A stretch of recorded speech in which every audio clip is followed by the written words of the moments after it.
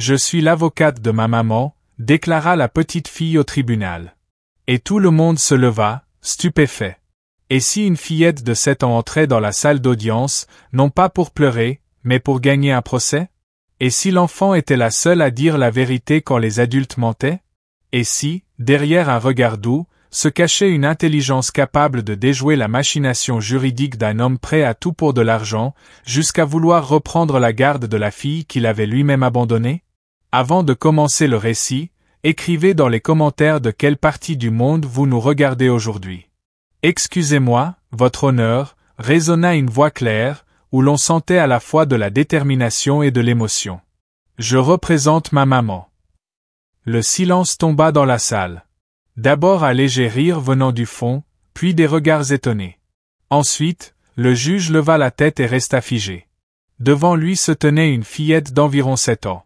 Fine, vêtue d'une robe propre avec un col blanc, 2 nattes serrées, et un dossier couvert d'autocollants de licorne. « Comment t'appelles-tu » demanda enfin le juge, prudemment, comme s'il parlait à une figurine fragile de verre. « Cecilia Ferreira, 7 ans. Je sais que je n'ai pas de formation juridique, mais la loi ne m'interdit pas de parler, surtout lorsqu'il s'agit de ma vie et de ma maman. » L'avocat du père, un homme d'une 50aine d'années avec un gros dossier et un regard dur, arqua un sourcil et esquissa un sourire. Mais la fillette fit déjà un pas en avant. « Je demande que soit consigné au procès-verbal que j'ai l'intention de participer à la procédure comme partie directement concernée par l'objet du litige. » Article 7 du Code de procédure civile. Le juge, encore incrédule, fit signe à son greffier, qui paraissait tout aussi choqué. La mère de la fillette, Rosanna, assise dans un coin, avait porté la main à sa bouche. Elle ne savait que faire. Elle s'était pourtant mise d'accord, tu diras juste quelques mots si c'est nécessaire. Mais Cecilia avait commencé par citer la loi.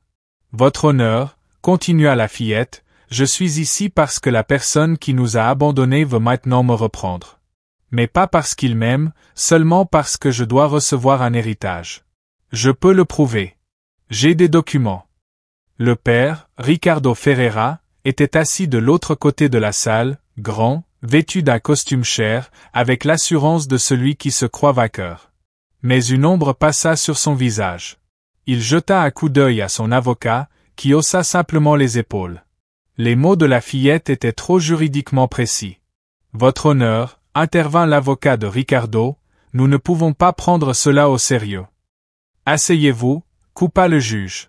Je veux entendre ce que dit Cecilia. Elle posa son dossier sur la table et l'ouvrit. À la première page, une liste soigneusement rédigée, énumérant des preuves. D'abord, un enregistrement audio. C'est une conversation entre mon père et son avocat. Je l'ai entendu par hasard il y a une semaine et je l'ai enregistré. Il dit qu'il veut obtenir la garde pour toucher 2 millions de reais. Pas pour moi, pour lui. Elle tendit une clé USB au greffier, qui la brancha à l'ordinateur. Des voix d'hommes, froides, emplirent la salle. L'essentiel est d'obtenir la garde. L'argent est à son nom, mais dès qu'elle vivra avec moi, tout sera plus simple. Et si la mère conteste? Elle n'est rien, elle n'a pas de ressources, et moi j'ai des relations. Quand l'enregistrement s'acheva, un lourd silence régna. Cecilia restait droite, sans se cacher derrière son dossier, sans pleurer. Ses yeux brillaient, non pas de peur, mais d'une résolution contenue. Le juge la regarda attentivement, puis tourna son regard vers Ricardo. Celui-ci resta muet, le visage blême.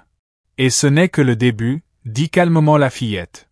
J'ai des documents qui montrent que ma maman prend soin de moi, que je suis en bonne santé, que j'ai d'excellents résultats à l'école, et que notre foyer va bien. Tandis que papa ne parle que d'argent. L'avocat de Ricardo voulut répliquer, mais le juge l'interrompit d'un geste. Toute la salle écoutait, non pas un adulte, mais une enfant de 7 ans. Et à ce moment-là, plus personne ne croyait à une plaisanterie. Personne n'imaginait que la scène suivante serait encore plus impressionnante que la première. Cecilia sortit lentement de son cartable à licorne plusieurs dossiers classés dans des pochettes colorées. Chacune portait une inscription manuscrite, école, médecine, maison, pension alimentaire, lettre de maman, mon journal. Elle posa devant elle une pochette rose vif où était soigneusement écrit « École ». Votre honneur, je veux montrer que maman n'est pas seulement une bonne mère. Elle fait tout pour que je grandisse intelligente, en bonne santé et heureuse. Elle sortit des feuilles, copies de ses bulletins scolaires, remerciements d'enseignants, diplômes de concours scolaires. Ici, dit-elle en pointant un document, il est écrit que je suis la meilleure élève de la classe. Nous avons un club de logique. J'ai demandé à y entrer moi-même, et maman résout les exercices avec moi chaque soir, même quand elle est fatiguée après le travail. Le juge hocha la tête en recevant les documents. Il les parcourut attentivement, comme s'il était lui-même professeur. Ensuite va la pochette bleue, ornée d'un autocollant en forme de cœur. Ce sont des certificats médicaux, poursuivit Cécilia. Maman m'emmène toujours aux examens. J'ai tous mes vaccins. Quand je suis malade, elle prend un congé pour rester à mes côtés. Elle montra la carte signée par son pédiatre, des ordonnances, et même des relevés thermométriques.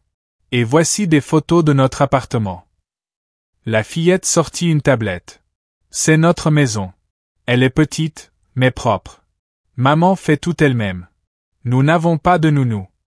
À l'écran, défilaient des photos, une petite cuisine avec un vase de tournesol, la chambre bien rangée de Cécilia avec des étagères de livres et de jouets, un emploi du temps accroché au mur.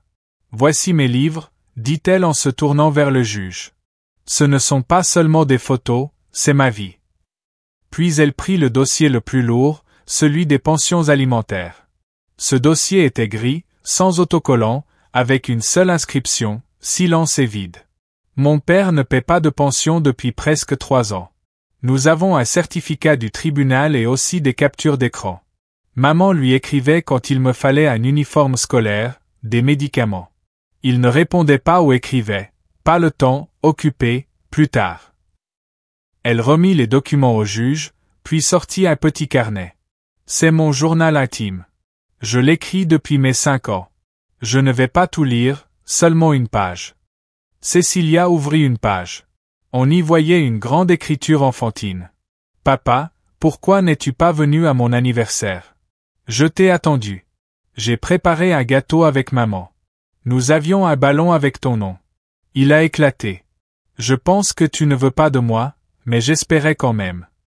Elle lut à voix haute calmement, sans larmes, mais toute la salle resta muette. Même l'avocat du père se renversa en arrière, comme frappé de stupeur. Je ne lis pas cela pour me plaindre. Je veux seulement montrer que j'ai essayé. Je croyais qu'il m'aimait, mais maintenant je comprends qu'il est venu seulement pour l'argent. Le dernier document, c'était des captures d'écran. Dans l'une, Rosanna écrivait « Viendras-tu à la fête de Cécilia ?» Réponse « Je ne sais pas. Peut-être. » Dans une autre, « Elle a besoin de cahiers et de chaussures. » Réponse « Trop de travail. » Le juge reçut les documents en silence. Il ne releva pas la tête avant d'avoir tourné la dernière page. « Votre honneur, dit doucement la fillette, ce ne sont pas seulement des papiers, c'est ma vie. Vous pouvez tout voir vous-même. Je ne sais pas faire semblant. Mais mon père, lui, sait. » Elle le regarda. Ricardo détourna les yeux. « Je ne veux pas qu'il me prenne pour obtenir de l'argent. Je veux vivre avec celui qui m'aime, celui qui était là quand j'avais de la fièvre, celui qui me tenait la main quand j'avais peur du noir, celui qui venait à mes spectacles d'école, même quand je ne jouais qu'une feuille. » Une pause profonde. « Et si pour cela je dois sortir tout ce qu'il y a dans mon dossier à licorne, je le ferai, parce que la vérité est plus importante. » Le juge s'adossa à son fauteuil et déclara « Nous avons une audience inhabituelle, mais je dois reconnaître que ce sont les documents les plus ordonnés et les plus convaincants que j'ai vus depuis longtemps. » La collègue du juge, une femme aux cheveux courts, murmura « Quelqu'un devrait donner un diplôme à cette petite, tout de suite. » Mais le procès ne faisait que commencer, et Cécilia avait encore des témoins. « J'ai des témoins, » annonça Cécilia en levant la tête. Le juge haussa légèrement les sourcils. Il n'était plus surpris que la fillette connaisse la procédure. Il attendait de savoir qui elle allait citer. Peut-être sa grand-mère ou une amie de sa mère. Mais Cécilia sortit un nouveau dossier vert, intitulé Témoin. Le premier témoin est Elena Moura, ma maîtresse d'école. Le juge acquiesça.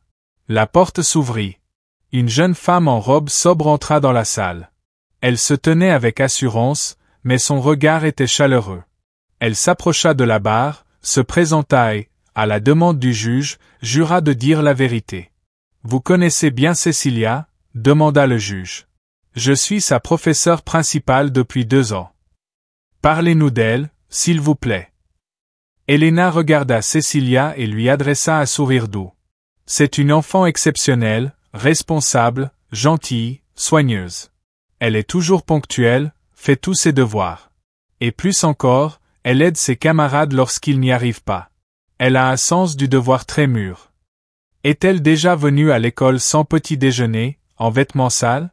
Est-elle restée seule à la maison? » intervint l'avocat du père, espérant trouver une faille. « Jamais, » répondit calmement l'enseignante. « Sa mère est toujours en contact avec l'école. Nous avons échangé régulièrement et je peux dire que Rosanna est l'une des mères les plus attentionnées que j'ai rencontrées. Elle veille à tout, de l'alimentation aux résultats scolaires. » « Et le père de la fillette ?» demanda le juge. « Est-il venu à l'école ?» Elena baissa les yeux. « En tout ce temps, je l'ai vu une seule fois.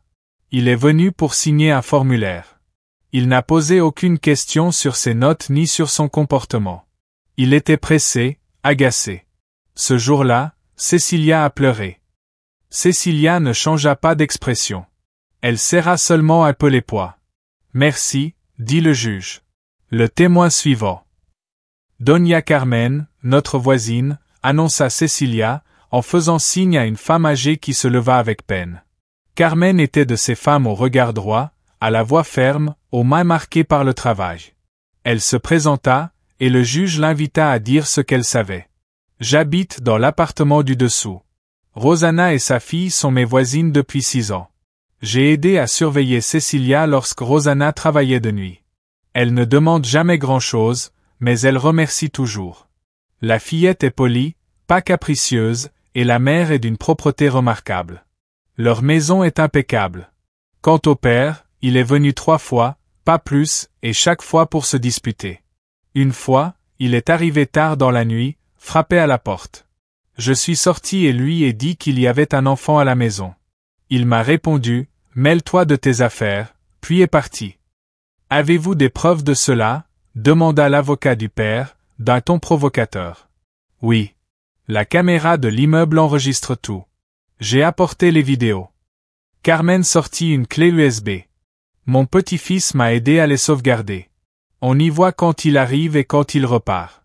Pas de cadeaux, pas de câlins, seulement de la colère. » Le juge ordonna d'ajouter l'enregistrement au dossier.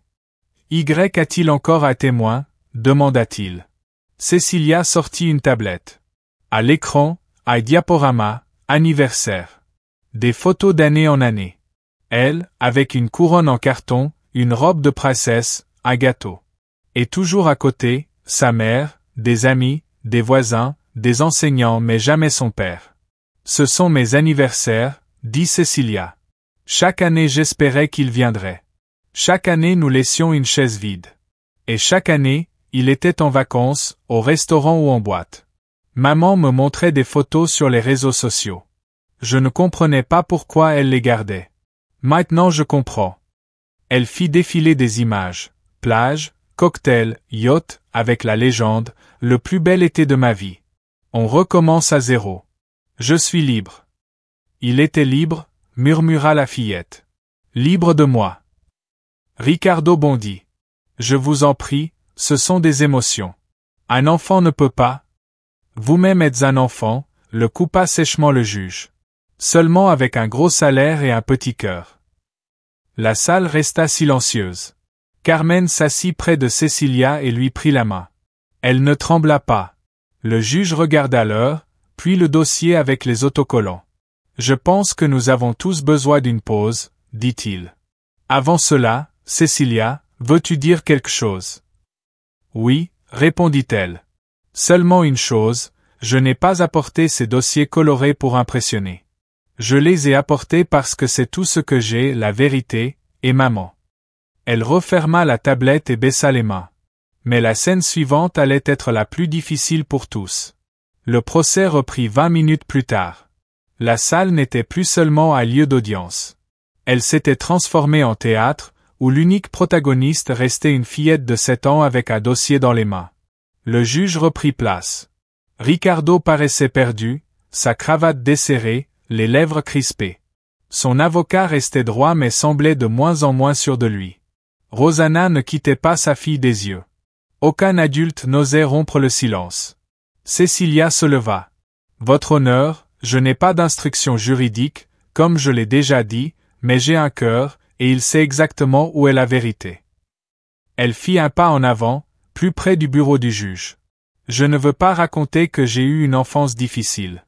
Elle ne l'était pas. Elle était vraie. J'ai grandi avec une maman qui ne dormait pas la nuit quand j'avais mal au ventre, qui renonçait à de nouvelles chaussures pour m'acheter un livre, qui me disait toujours « N'aie pas peur de dire la vérité. » Elle fit une pause. Sa voix trembla, mais elle se reprit. « J'ai longtemps attendu que papa revienne. Vous savez, comme les enfants attendent. Nous pardonnons tout. Nous pensons, peut-être qu'il est juste occupé, peut-être qu'il est timide, peut-être qu'il a peur.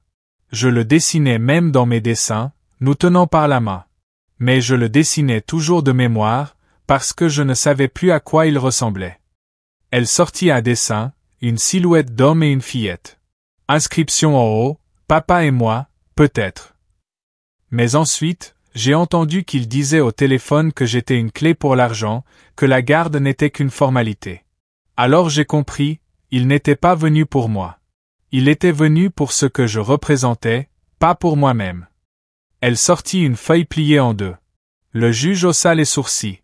J'ai préparé une déclaration officielle. Je veux renoncer à l'héritage que je devrais recevoir à ma majorité, pour qu'il ne puisse pas obtenir ma garde à cause de l'argent. Je ne veux pas être plus riche. Je veux être plus libre. Le juge resta silencieux.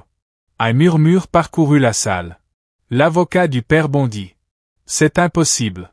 Elle est mineure. Elle ne peut pas légalement. »« Asseyez-vous, » tonna le juge. « Une enfant ne peut pas signer un renoncement, mais elle peut exprimer sa volonté. Et cette volonté ici compte plus que n'importe quel contrat. » Cecilia poursuivit. « Je veux vivre avec maman, parce qu'elle est ma maison. Je ne veux pas qu'un homme qui n'est pas venu une seule fois en 3 ans vienne maintenant me prendre seulement parce qu'on m'a évalué en argent.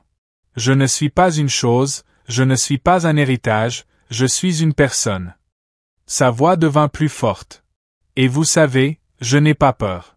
J'ai eu bien plus peur le jour où je suis restée assise près de la porte avec un ballon marqué papa, et qu'il n'est pas venu. Aujourd'hui je n'ai pas peur, parce que je suis ici pour maman et pour moi. » Elle sortit une dernière feuille, la plus petite. Dessus, écrit avec des lettres d'enfant. « L'amour ne s'achète pas, même pour 2 millions de réals. » Le juge baissa les yeux, lut, et resta longtemps sans relever la tête. Ricardo regardait sa fille comme s'il la voyait pour la première fois. Il voulut dire quelque chose, mais les mots restèrent bloqués. Ses lèvres tremblaient comme celles d'un homme qui se sent soudain honteux trop tard. Le juge s'éclaircit la voix. « Cecilia, tu nous as tous surpris, non seulement par tes paroles, mais par ce que tu comprends. Le droit, ce ne sont pas seulement des articles, c'est la justice. Et toi, petite demoiselle Ferreira, tu viens de nous donner à tous une leçon. » Il se tourna vers l'avocat du père. « Avez-vous quelque chose à ajouter ? » « Non, votre honneur, » dit celui-ci d'une voix sourde. Le père de Ricardo se leva. Sa voix était sourde, perdue. « Je voulais tout réparer. Je pensais que cela arrangerait les choses, mais maintenant je comprends, je ne savais pas qui elle était. Je ne la connaissais pas du tout. » Le juge ne répondit pas.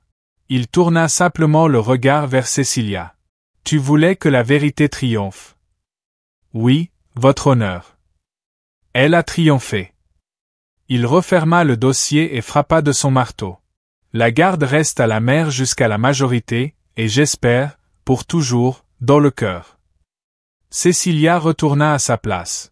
Rosanna l'enlaça en silence, sans sanglots, sans parole. Seulement une main posée sur la tête de sa fille, comme on protège ce qu'on a de plus précieux. Dans la salle, personne n'applaudit. Ce n'était pas un spectacle, c'était la vie. Et l'histoire n'était pas terminée. Bien avant la salle d'audience, le dossier à licorne et les témoignages, il y avait eu une soirée ordinaire dans un petit appartement de la banlieue de Rio de Janeiro. Rosanna préparait du riz et des haricots. Cecilia, allongée sur le sol avec un cahier, dessinait des dinosaures. Le téléphone sonna dans la cuisine. Rosanna prit le combiné et sortit dans le couloir. Cecilia n'écoutait pas, jusqu'à ce qu'une phrase résonne trop clairement pour qu'elle puisse l'ignorer. Il veut aller en justice et demander la garde. Il dit qu'il l'obtiendra pour cet argent maudit. Cecilia se figea. On aurait dit que son dessin s'était figé avec elle. Une demi-heure plus tard, quand sa mère revint le visage tendu, la fillette était déjà assise près de la fenêtre, serrant fort son cahier contre elle. « Maman, demanda-t-elle doucement, papa veut vraiment m'emmener. » Rosanna voulut esquiver, cacher, adoucir, mais elle n'y parvint pas. Elle hocha seulement la tête. « Mais pas par amour, pas pour ça, dit-elle. Je ne le laisserai pas faire, je le jure. » Cecilia ne pleura pas, ne cria pas.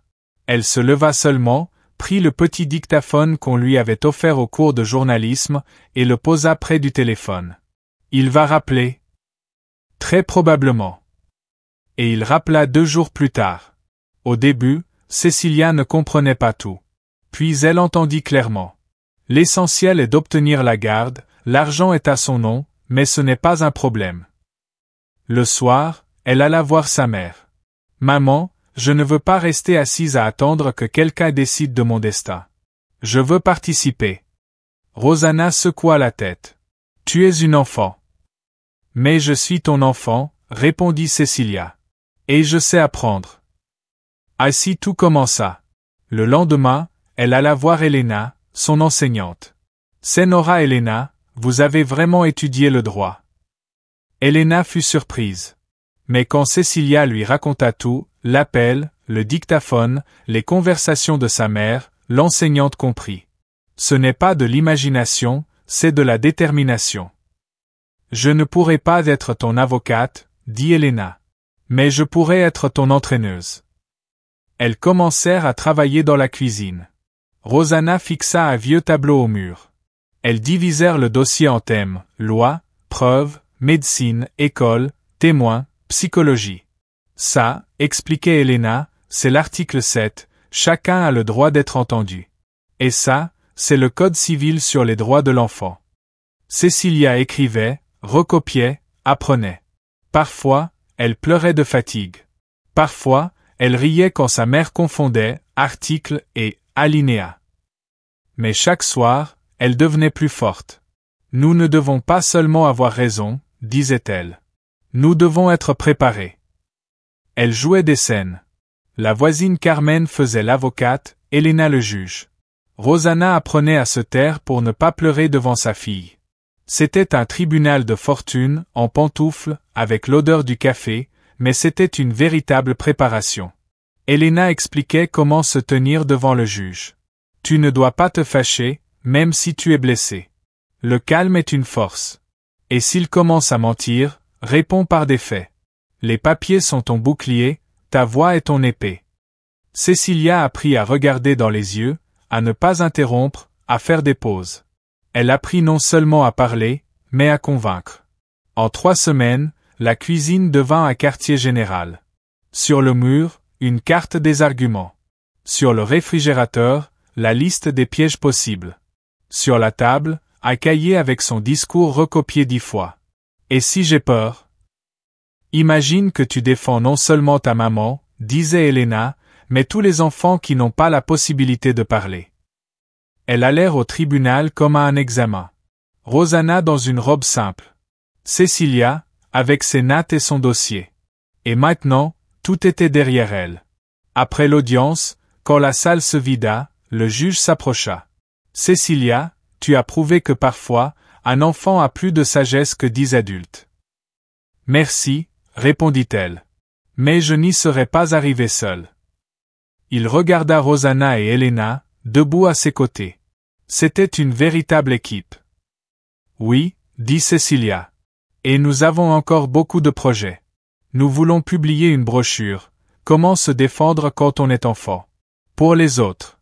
Pour ceux qui ont encore peur. Le juge sourit.